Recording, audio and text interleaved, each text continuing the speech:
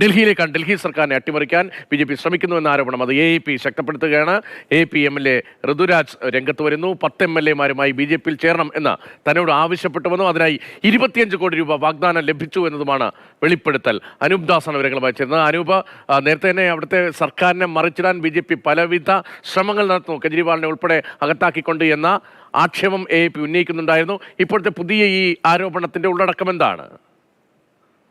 India സഖ്യത്തിന്റെ rally ഞായറാഴ്ച രാംലീല മൈതാനിയിൽ കഴിഞ്ഞ് രാത്രി ഒരു വിവാഹത്തിൽ പങ്കെടുക്കാൻ ഭാവനയിൽ പോയ സമയത്താണ് 4 ബി.ജെ.പി നേതാക്കൾ തന്നെ സമീപിച്ചത് എന്നാണ് ഇപ്പോൾ എം.എൽ.എ ഋതുരാജ് ഝാ പറഞ്ഞിരിക്കുന്നത്.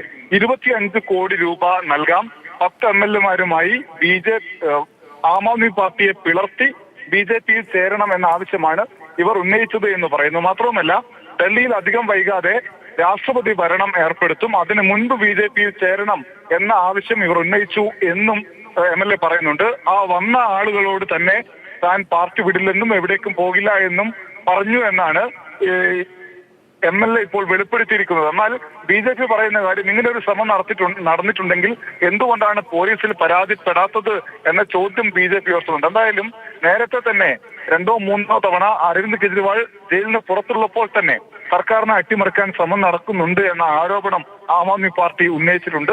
ഓപ്പറേഷൻ താമര എന്ന ഓമന പേരിട്ട് വിളിക്കുന്ന സർക്കാർ അട്ടിമറി പ്രവർത്തനം ഡൽഹിയിൽ നടക്കുന്നു. ശരി, ഇപ്പോഴത്തെ സാഹചര്യങ്ങൾ അതിജീവിക്കാൻ ആം ആദ്മി പാർട്ടിക്ക് എത്രത്തോളം കെൽപ്പുണ്ട് എന്നതാണ് പ്രധാനപ്പെട്ട ചോദ്യം.